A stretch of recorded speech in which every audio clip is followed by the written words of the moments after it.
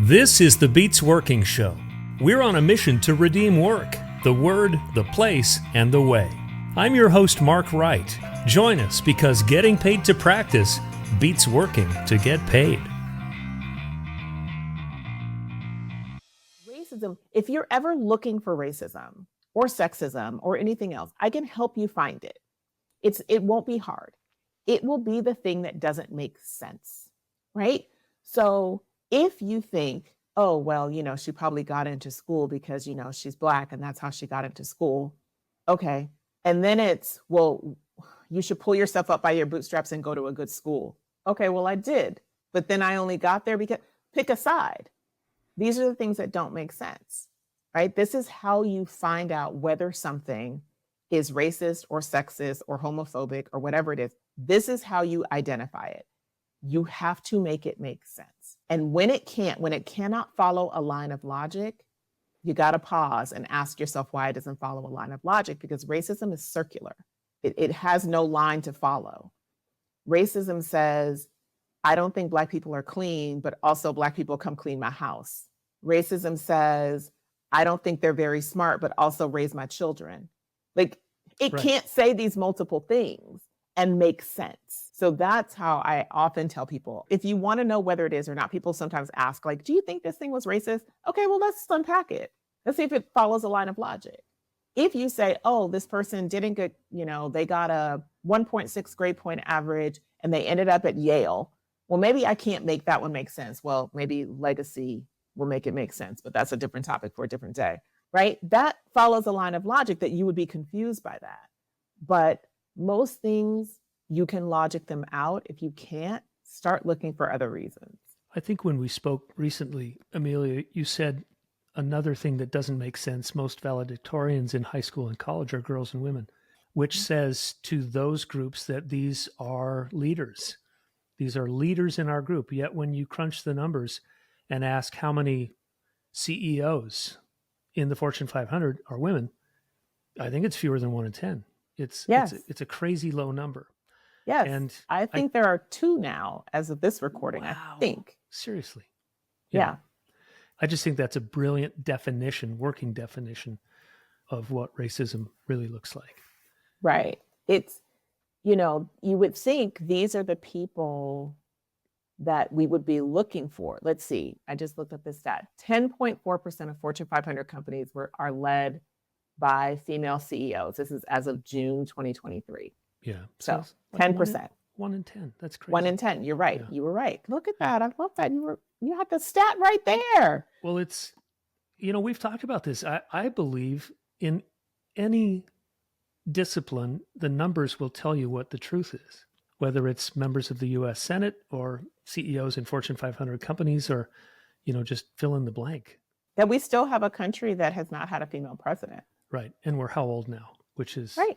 Do we believe that the providence of leadership rests only in men? Because I really believe this, we are all worse off because of that.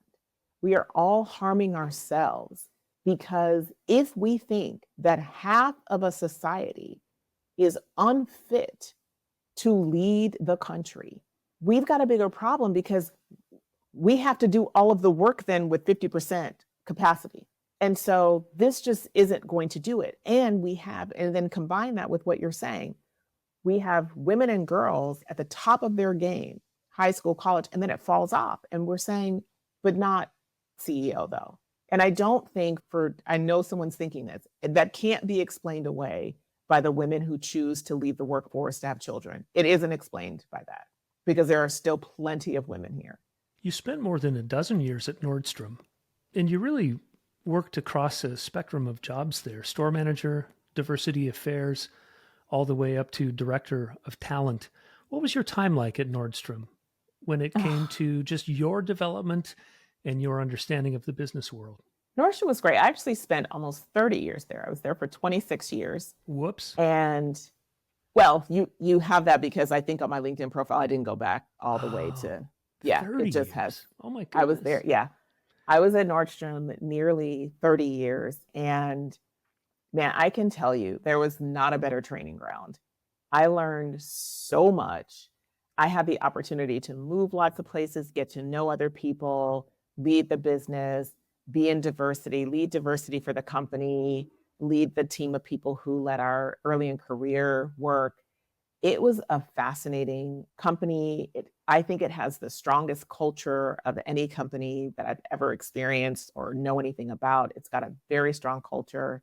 And that is because, the Nordstrom family is still very much involved with it. But it was also a place to test and try new things. It was the place where somebody would say to you, "Hey, you want to try this thing?" And you're like, "I have no idea how to do that job. Guess I'm going to go figure it out." And that was fantastic, right? You trusted people that got results. You wanted them to go try other things in the business so that they could be a really well-rounded leader. And I think that's really how we have to think about leadership. What makes sense for the person, what makes sense for the business, and what makes sense for the teams. But if we don't think about it as that three-legged stool, we'll always be overweighting one way or the other. I'm curious about the diversity affairs role. I think you started that in 2006. I This is like did. 14 years before the death of George Floyd. So this company is dedicating itself to understanding DEI from a very Mhm. early state. How does that work? When a company says, we care about this, that's one thing. But then how do you implement that in a way that proves it? Yeah. I think a couple of ways. You, as a business, you have to make a decision that we want to integrate this into the way that we work. Not that we want it to be an add on or a bolt on over here, right, on the side that we just sort of dust off when we need it. How do we really integrate that into the ways of working? I had great relationships when I was leading diversity for the company. I had come off leading diversity for a region. I was on the East Coast for several years leading diversity as well. So I'd come off that job and really had understood what it takes to make it happen in the store at that level. And then come to lead it for the company. You've got to really figure out, where are we trying to do business? How are we trying to do business? And who do we want to be? Right? When they write the book, and many books have been written about Nordstrom, but when they write the book about it, what do we want our legacy to be about people? And Nordstrom enjoys a strong, healthy relationship with its people. So the organization wanted to have that. But that was a motivating and driving factor for it. Because when I started on the East Coast, I moved from LA to Washington, D.C. in 1994 and started working in diversity in 98, plus or minus a year. We were growing a lot on the East Coast at that time, but that's not the Northwest, right? You want to move to places like Georgia and Florida and North Carolina. That culture is very different than the Pacific Northwest culture. And so, how do you take this place and move it to another part of the country where people, in some cases, have never heard of it? Like, we would open stores or go to talk about Nordstrom stores, and people would ask us questions like, well, what do you do? What do you sell? Like, people would come in and ask like where the refrigerators were, right? Because they had no idea who we were. So you have to introduce yourself to a whole new community, but you also have to understand the history of the community you're going into, right? These are places that have the history of not only having its native people stripped from its lands, but also the enslaved people and the history of the enslaved people who are there, that is very different than how it shows up in the Pacific Northwest. And so helping the company understand that difference, that cultural difference, because again, we don't have the internet bringing all things together and all like that. You have to kind of throw that into the conversation. We don't have that. We have real people having experiences, right? After 9/11, where we had great customers who were showing up saying, how can we help? How can we support a community of people doing that? But you also have customers that are tearing hijabs off people Hmm. and telling them to go home.